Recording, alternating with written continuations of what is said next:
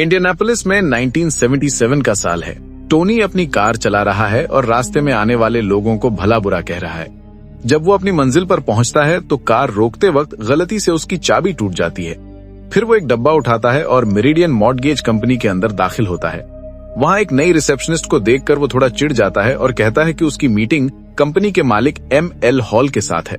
Receptionist उसे थोड़ी देर बैठकर इंतजार करने को कहती है। कुछ ही सेकंड्स बाद रिसेप्शनिस्ट को एक कॉल आता है। वो टोनी को बताती है कि शेड्यूलिंग में कुछ गलती हो गई है और ML अभी छुट्टियों पर है। फ्लोरिडा में ML इस वक्त एक वेटर के साथ बहुत बदतमीजी से पेश आ रहा है। टोनी रिसेप्शनिस्ट से शिकायत करता है, पर तभी ML का बेटा रिचर्ड बीच में आ जाता है और कहता है कि टोनी उसके साथ मीटिंग कर सकता है। रिचर्ड टोनी के चोटिल हाथ के लिए हमदर्दी जताता है और उसे ML के ऑफिस में ले जाता है। टोनी अंदर जाकर सबसे पहले दरवाजा बंद करता है और डब्बे से कुछ नक्शे बाहर निकालता है। रिचर्ड उन्हें खोलता है, पर एक हथियार ड्राइंग देखकर उलझन में पड़ जाता है। ठीक उसी वक्त टोनी एक रिवॉल्वर निकाल लेता है और अपनी पट्टी फेंक देता है, जिससे पता चलता है कि उसका हाथ बिल्कुल ठीक है। वो चाहता है कि पूरी दुनिया को पता चले कि इस कंपनी ने उसके साथ धोखा किया है, इसलिए वो रिचर्ड की गर्दन पर एक डेड मैन्स वायर लगा देता है। ये तार एक शॉटगन से जुड़ी हुई है जो रिचर्ड के जरा सा भी हिलने या भागने की कोशिश करने पर उसे खत्म कर देगी।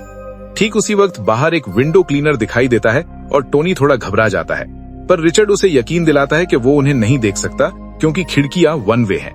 फिर टोनी रिचर्ड से 911 पर कॉल करवाता है। वो खुद फोन पकड़ लेता है और ऑपरेटर को अपना पूरा नाम बताते हुए समझाता है कि हॉल परिवार ने उसकी जिंदगी बर्बाद कर दी है। बातचीत के बीच में ही सेक्रेटरी दरवाजा खटखटाती है, पर रिचर्ड उसे वहां से भेज देता है। टोनी ऑपरेटर को कंपनी का पता देता है और कहता है कि हॉल परिवार ने 4 साल पहले उसके साथ $5 मिलियन का धोखा किया था। वो लोन देने वाली कंपनियों को सबसे बड़ा शैतान बताता है और फोन काट देता है। जल्द ही पुलिस बिल्डिंग को घेर लेती है और एक एम्प्लॉय सभी क्लाइंट्स को बाहर निकलने के लिए कहता है। टोनी का प्लान घर जाने का था, पर क्योंकि उसकी चाबी टूट गई है, वो ऐलान करता है कि अब वो रिचर्ड की कार ले जाएंगे, जो 2 ब्लॉक्स दूर खड़ी है। वो सीढ़ियों का इस्तेमाल करते हैं, जहां उन्हें एक गार्ड मिलता है जो टोनी के रिचर्ड को गोली मारने की धमकी देने पर पीछे हट जाता है। लॉबी में उन्हें कई पुलिस ऑफिसर्स मिलते हैं, पर वो भी उन्हें बिना किसी को चोट पहुंचाए गुजरने का रास्ता दे देते हैं। सड़क पर बाकी सारी पुलिस एक सुरक्षित दूरी से उन्हें घूरती है और सावधानी से उनका पीछा करती है। एक पादरी धार्मिक बातों के जरिए टोनी का इरादा बदलने की कोशिश करता है, पर टोनी उसकी बेइज्जती करके आगे बढ़ता रहता है। इसी बीच डिटेक्टिव माइकल को बैकअप के लिए बुलाया जाता है। वो टोनी का नाम सुनकर हैरान रह जाता है, क्योंकि उसे याद आता है कि ये वही अजीब सा बंदा है जो उसे बार में मिला था। माइकल जल्द ही टोनी और रिचर्ड को ढूंढ लेता है और उनके पास बड़े दोस्ती वाले अंदाज में जाता है, ताकि टोनी को रिचर्ड को छोड़ने के लिए मना सके। ठीक उसी वक्त एक न्यूज वैन मौके पर पहुंचने की कोशिश करती है, पर एक पुलिस कार उसका रास्ता रोक लेती है। एक ऑफिसर अपनी गन निकालकर बाहर आता है तो माइकल को उस पर चिल्लाना पड़ता है ताकि वो अपनी गन अंदर रख ले। अब वैन में बैठे रिपोर्टर सब कुछ रिकॉर्ड करना शुरू कर देते हैं। बर्फीली सड़क पर टोनी का पैर फिसल जाता है और वो लगभग रिचर्ड को मार ही देता है, पर सही वक्त पर खुद को संभाल लेता है। अचानक सड़क पर एक कार बर्फ के ढेर से टकरा जाती है और टोनी अब और वक्त बर्बाद नहीं करना चाहता। वो एक ऑफिसर को मजबूर करता है कि वो उसे हथकड़ी दे और वो उन्हें रिचर्ड की कलाई पर पहना देता है। फिर पुलिस को बताता है कि वो कहाँ जा रहा है और उन्हें पीछे आने को कहता है। फिर वो एक पुलिस कार में रिचर्ड से ड्राइविंग करवाकर वहां से निकल जाता है। रिपोर्टर लिंडा अपने प्रोड्यूसर को कॉल करती है और बताती है कि उनकी टीम भी टोनी का पीछा करेगी। पूरे शहर में कई पुलिस गाड़ियां उन दोनों का पीछा करती हैं। टोनी को हिलते वक्त बहुत सावधान रहना पड़ता है, क्योंकि उसके हर एक मूव से रिचर्ड की गर्दन खिंचती है और कार भी साथ में हिलती है। जब वो टोनी के घर पहुंचते हैं तो वो कार का इंटरकॉम इस्तेमाल करने की कोशिश करता है, पर बार बार गलत बटन दबा देता है, इसलिए माइकल को उसे गाइड करना पड़ता है। माइकल उसे कहता है कि उसके आदमी पहले से ही अंदर है, पर टोनी उसका झूठ पकड़ लेता है और बताता है कि उसने पूरी जगह एक्सप्लोजिव से भरी हुई है। वो मांग करता है कि पुलिस उसे अपने अपार्टमेंट में जाने दे और किसी बड़े अफसर को बुलाने को कहता है, क्योंकि ये मामला गंभीर है। रिपोर्टर्स बिल्कुल सही वक्त पर वहां पहुंचते हैं और रिकॉर्ड करते हैं कैसे टोनी रिचर्ड को बिल्डिंग के अंदर ले जाता है और किसी भी पुलिस वाले पर चिल्लाता है जो गन निकालने की कोशिश करता है। जब दोनों अंदर सीढ़ियों से ऊपर जाते हैं तो खिड़कियों के जरिए उन्हें रिकॉर्ड किया जाता है। अपार्टमेंट में पहुंचकर टोनी दरवाजा लॉक कर देता है और रिचर्ड को एक खास कुर्सी पर बिठा देता है। वो उसे बांध देता है और तार को मेज पर रखी एक जुगाड़ से जोड़ देता है और शॉटगन को किताबों के ढेर पर टिका देता है, ताकि डेड मैन स्विच अभी भी काम करता रहे। रेडियो चालू करने के बाद टोनी रिचर्ड के मुंह से ग्लास लगाकर उसे पानी पिलाता है और कहता है कि वो एक अच्छा होस्ट है। वो बताती है कि उसने इस जुगाड़ का हफ्तों तक टेस्ट किया है और ये बिल्कुल सही काम करता है। बाहर बाकी रहने वाले लोग बिल्डिंग से बाहर भाग रहे हैं, जबकि लिंडा टीवी के लिए सब कुछ रिपोर्ट कर रही है। माइकल उसे बैरिकेड के पीछे जाने पर मजबूर करता है और समझाता है कि वो उस इलाके को खाली करवा रहे हैं। जैसे ही चीफ गैलेगर मौके पर पहुंचते हैं, टोनी नोटिस करता है कि पड़ोस की छतों पर स्नाइपर्स दिखाई देने लगे हैं। वो तुरंत उन पर चिल्लाता है और कहता है कि अगर उन्होंने कुछ भी करने की कोशिश की तो वो अपने एक्सप्लोजिव्स एक्टिवेट कर देगा। न्यूज पर अपनी बिल्डिंग देखने के बाद टोनी रिचर्ड पर चिल्लाता है क्योंकि उसकी कंपनी ने टोनी के डेवलपमेंट प्लान्स को पूरी तरह बर्बाद कर दिया था। फिर गैलेगर घर पर कॉल करता है तो टोनी फोन रिचर्ड के पास ले जाता है ताकि वो उसे रिचर्ड पर चिल्लाते हुए सुन सके। कंपनी ने लोन पर इतना ज्यादा ब्याज लगा दिया था कि टोनी कर्जे में डूब गया और फिर एमएल ने वही जमीन खरीद ली जिसे टोनी गरीब लोगों की मदद के लिए इस्तेमाल करने वाला था। टोनी गैलेगर से कहता है कि उसे कंपनी और काउंटी क्लर्क के ऑफिस से एक लिखित समझौता चाहिए जो उसका कर्ज माफ करे और उसे माली तौर पर मुआवजा दे। वो ये भी चाहता है कि वो एक आजाद आदमी की तरह बाहर निकले और एमएल उससे माफी मांगे। इससे पहले कि गैलेगर कोई जवाब दे पाता, वो फोन काट देता है। जब रिचर्ड अपनी कसती हुई हथकड़ियों की शिकायत करता है तो टोनी उससे माफी मांगता है और वादा करता है कि वो बाद में उसके परिवार से बात करवाएगा। पूरे देश में लोग न्यूज के जरिए सारी डिटेल्स जान रहे हैं। टोनी के पास जमीन का एक टुकड़ा था जहां वो एक शॉपिंग सेंटर बनाना चाहता था, पर मॉर्गेज कंपनी ने उसे उसकी अपनी जमीन रिकमेंड करने के बजाय दूसरी जगहों पर घुमाया। ये सब जानबूझकर किया गया था ताकि वक्त बर्बाद हो और वो मॉर्गेज भरता रहे। आखिरकार रिचर्ड अपनी पत्नी से बात करता है और टोनी उसके लिए एक माफी का संदेश भेजता है। जैसे ही वो फोन रखते हैं, गैलेगर फिर से कॉल करता है और टोनी को बताता है कि उसका भाई रास्ते में है।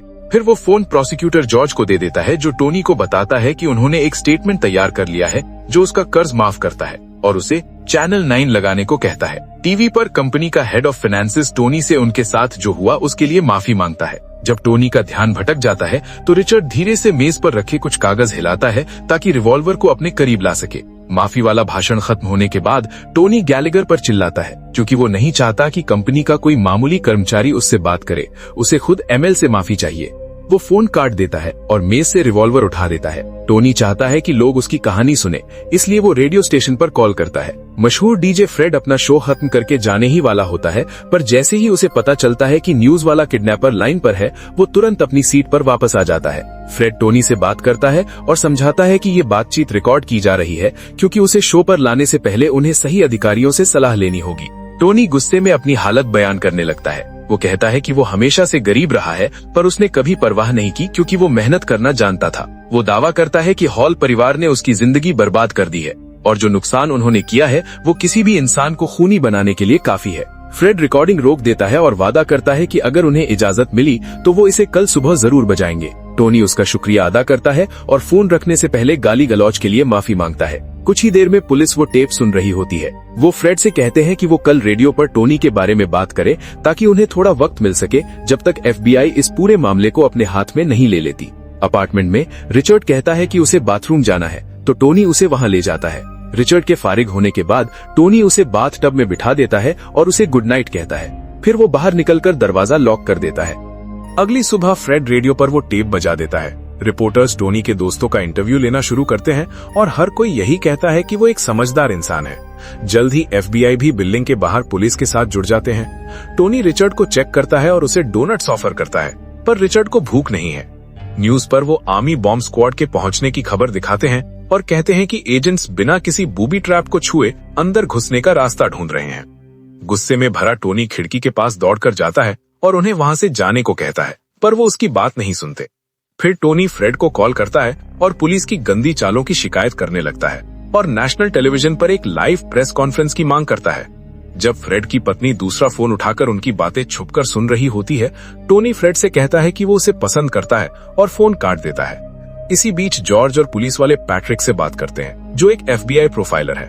वो उसे बताते हैं कि टोनी एक बड़े परिवार से आता है जो बहुत सख्त लोग थे और उन्होंने बदले में टोनी को भी सख्त बना दिया। वो एक अच्छा दोस्त माना जाता है, पर साथ ही एक बुरा दुश्मन भी, और उसका किसी ऑर्गेनाइज्ड क्राइम से कोई लेना देना नहीं है। उन्हें लगता है कि टोनी पागल हो चुका है और अब उनके कंट्रोल से बाहर है। हालांकि तस्वीरों को देखने के बाद पैट्रिक इस नतीजे पर पहुंचता है कि टोनी हर छोटी बात पर ध्यान देता है और वो अपना कंट्रोल बनाए रखना चाहता है। वो बोर्ड पर वो सारी बातें लिखता है जो टोनी महसूस कर रहा है। गुस्सा, धोखा, बेइज्जती और जिल्लत, ये सब मिलकर एक बड़ा तमाशा बन चुका है। इसलिए पैट्रिक को लगता है कि ये सब टोनी को इज्जत देने के बारे में है। अपार्टमेंट में टोनी रिचर्ड को दोबारा कुर्सी से बांध देता है और सिस्टम के खिलाफ भड़ास निकालने लगता है। जब रिचर्ड इशारा करता है कि वो कई बार रिवॉल्वर के लिए झपट सकता था पर उसने ऐसा नहीं किया, तो टोनी रिवॉल्वर रिचर्ड के चेहरे पर तान देता है और उसे ऐसा करने की चुनौती देता है। कुछ देर बाद गैलेगर टोनी को कॉल करता है और बताता है कि दूसरी लाइन पर एमएल है, पर माफी मांगने से पहले वो अपने बेटे की आवाज सुनना चाहता है। टोनी फोन रिचर्ड को पकड़ा देता है और पुलिस उसे एमएल से बात करने देती है। एमएल दावा करता है कि वो और उसकी पत्नी रिचर्ड को लेकर बहुत चिंतित है, पर असल में वो अभी भी अपनी छुट्टियों का मजा ले रहे हैं। रिचर्ड पूछता है कि क्या इसका कोई सोल्यूशन है, तो एमएल उसे कहता है कि वकीलों को इसे सुलझाने दो। लेकिन जब रिचर्ड माफी के बारे में पूछता है तो एमएल मना कर देता है। वो कहता है कि वो इस बात के लिए माफी नहीं मांगेगा कि सारे बिजनेस कैसे काम करते हैं। वो अपनी कंपनी का नाम खराब नहीं करना चाहता और ना ही किसी ऐसे जुर्म को कबूल करना चाहता है जो उसने नहीं किया। रिचर्ड का सब्र जवाब देने लगता है तो टोनी फोन लेकर एमएल से बहस करने लगता है, पर एमएल अभी भी माफी मांगने से इनकार कर देता है। जब टोनी रिचर्ड को गोली मारने की धमकी देता है तो एमएल कहता है कि वो अपने बेटे का सोग मनाएगा और उस दिन पर अफसोस करेगा जब टोनी उसकी कंपनी में दाखिल हुआ था। फिर वो फोन काट देता है।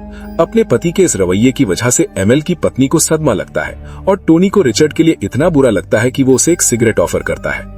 पुलिस या एफबीआई की तरफ से कोई नई खबर आए बिना कई घंटे बीत जाते हैं। टोनी फिर से रेडियो पर कॉल करता है और कहता है कि वो रिचर्ड के परिवार को लेकर चिंतित है, क्योंकि वो नहीं चाहता कि उसकी वजह से उन्हें दुख झेलना पड़े। शाम को फोन की घंटी बजती है और टोनी तेजी से उठाता है, पर उसे एक अनजान जवान लड़के की आवाज सुनाई देती है। पीछे से हंसने की आवाजें आती हैं और टोनी को एहसास होता है कि कुछ बच्चों ने उसके साथ मजाक किया है, इसलिए वो फोन काट देता है।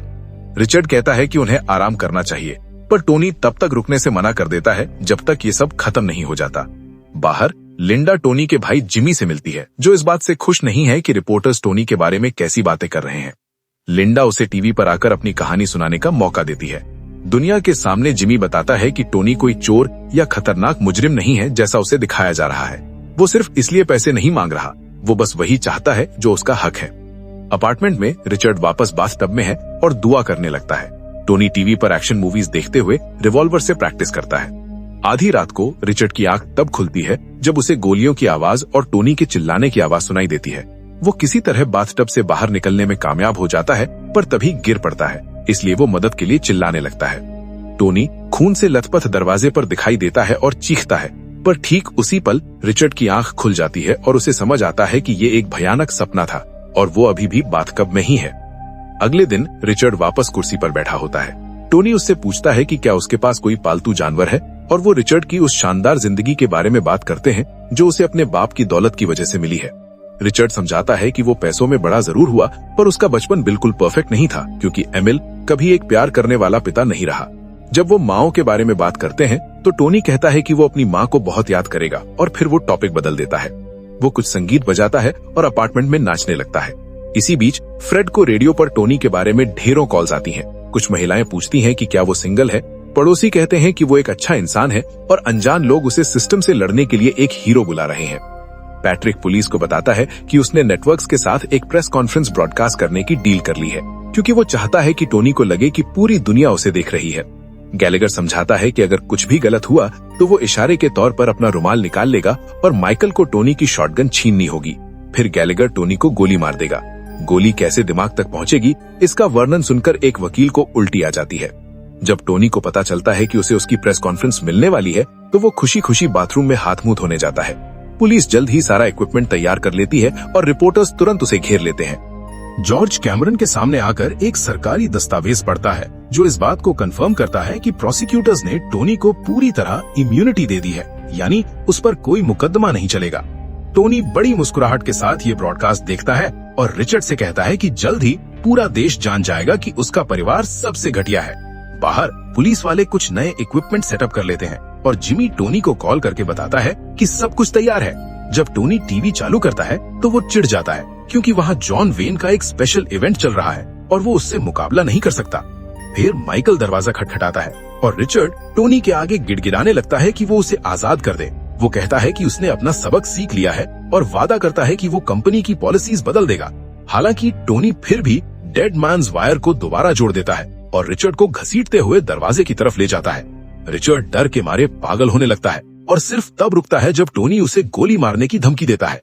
कॉरिडोर में माइकल उन दोनों के एस्कॉर्ट के तौर पर साथ चलता है और टोनी को एक दस्तावेज दिया जाता है जिसमें कंपनी का बयान होता है। जल्द ही वो कैमरन तक पहुंचते हैं और टोनी कहता है कि वो सारे नेशनल चैनल्स पर आना चाहता है। वो दावा करता है कि पूरे देश में उसके दोस्त हैं और खुद को एक हीरो बताता है। ये पक्का करने के बाद कि फ्रेड और जिमी भी वहाँ मौजूद हैं, टोनी रिचर्ड से वो दस्तावेज पढ़वाता है। क्योंकि रिचर्ड बहुत ज्यादा डरा हुआ होता है और बार बार लड़खड़ाता है, इसलिए टोनी उससे वो पेपर वापस ले लेता है और पहले पानी पीने के बाद खुद पढ़ने लगता है। दस्तावेज में ये माना गया है कि कंपनी ने टोनी के साथ धोखा किया था और टोनी बीच बीच में रुककर इसका जश्न मनाता है और सिस्टम पर भड़ास निकालता है कि कैसे ये गरीब लोगों का फायदा उठाता है। जब गैलेगर अपना रुमाल निकालने ही वाला होता है, टोनी अगली लाइन पढ़ता है जिसमें लिखा होता है कि एमएल हर चीज की जिम्मेदारी लेता है। सब हैरत से देखने लगते हैं जब टोनी खुशी के मारे रोने लगता है और ऐलान करता है कि वो इस हिस्से को फ्रेम करवाएगा। फिर टोनी फ्रेड का शुक्रिया अदा करता है कि उसने उससे अपनी कहानी सबको सुनाने का मौका दिया और रिचर्ड के परिवार से हुई तकलीफ के लिए माफी मांगता है। होटल में एमएल रोने के लिए टोनी का मजाक उड़ाता है और कहता है कि उसका बेटा ज्यादा महान है क्योंकि वो शांत रहा। जब टोनी रिचर्ड के साथ वहाँ से निकलता है तो ब्रॉडकास्ट खत्म हो जाती है। प्रोसिक्यूटर्स टोनी को डील पूरी करने के लिए कुछ दस्तावेज साइन करने को देते हैं और माइकल टोनी से उसका रिवॉल्वर ले लेता है। अब पुलिस को आखिरकार रिचर्ड की गर्दन से वो तार हटाने की इजाजत मिल जाती है जो अभी भी अपने उस डरावने ख्वाब के बारे में सोच रहा है। टोनी ये साबित करने के लिए कि शॉटगन भरी हुई थी, छत की तरफ एक फायर करता है और पुलिस इसी मौके का फायदा उठाकर उसे जमीन पर गिरा देती है और गिरफ्तार कर लेती है। ये देखकर टोनी भड़क जाता है और जिमी को धोखा देने के लिए भला बुरा कहने लगता है। बाहर हर कोई गोली की आवाज सुनता है और ज्यादातर आम लोग वहाँ से भागने लगते हैं, पर रिपोर्टर्स जॉर्ज को घेर लेते हैं जो उन्हें यकीन दिलाता है कि रिचर्ड जिंदा है और टोनी ने सिर्फ अपनी बात साबित करने के लिए गोली चलाई थी। जब रिपोर्टर्स जॉर्ज के साथ बिजी होते हैं, रिचर्ड को एक अंधेरे कोने में ले जाया जाता है ताकि वो अपनी पत्नी से मिल सके। फिर उस कपल को एम्बुलेंस में वहाँ से ले जाया जाता है। टोनी को पुलिस कार की तरफ ले जाया जाता है और सारे रिपोर्टर्स उसे रिकॉर्ड करते हैं। पैट्रिक उसे उसके सहयोग के लिए शुक्रिया कहता है, पर टोनी सबको गालियां देता रहता है क्योंकि उन्होंने उसकी इम्यूनिटी के बारे में झूठ बोला था। 8 महीने बाद आखिरकार टोनी का ट्रायल खत्म होता है और सारे नेशनल चैनल्स इसका ब्रॉडकास्ट कर रहे होते हैं। जूरी टोनी को दिमागी हालत ठीक ना होने की वजह से बेकसूर करार देती है और टोनी अपने वकील और जिमी को गले लगाते हुए हंसता है। पीछे की तरफ बैठे रिचर्ड और माइकल काफी निराश दिखते हैं। जब टोनी बिल्डिंग से बाहर निकलता है तो लिंडा उसे रिकॉर्ड करती है जहां वो कहता है कि वो पागल नहीं है। फिर वो रिचर्ड का इंटरव्यू लेती है जो कहता है कि ये इंसाफ के लिए एक दुख भरा दिन है और दावा करता है कि उसकी कंपनी के कुछ उसूल हैं। बाहर सैकड़ों लोग टोनी का इंतजार कर रहे होते हैं और उसे एक हीरो बुला रहे होते हैं। बहुत सालों बाद टोनी और रिचर्ड एक बेकरी में एक दूसरे को देखते हैं। वो बिना कुछ कहे एक दूसरे को घूरते हैं और फिर टोनी वहां से निकल जाता है। ये कहानी एक सच्ची घटना पर आधारित है। टोनी को एक मेंटल फैसिलिटी में भेजा गया था और 2 साल बाद वो रिहा होने के लायक था। हालांकि उसने कागजों पर साइन करने से मना कर दिया क्योंकि उसमें साइकियाट्रिक ट्रीटमेंट की शर्त थी और उसका मानना था कि उसे इसकी जरूरत नहीं है। इस वजह से उसे वहां 8 साल और बिताने पड़े। इस हादसे के बाद रिचर्ड को शराब की लत लग गई और उसकी कंपनी दिवालिया हो गई। जब 2005 में रिचर्ड ने टोनी की मौत की खबर सुनी तो उसने कहा कि आखिरकार अब उसे उसका मुंह नहीं सुनना पड़ेगा। ऐसी ही और वीडियोस देखने के लिए सब्सक्राइब करें और नोटिफिकेशंस ऑन रखें। देखने के लिए शुक्रिया।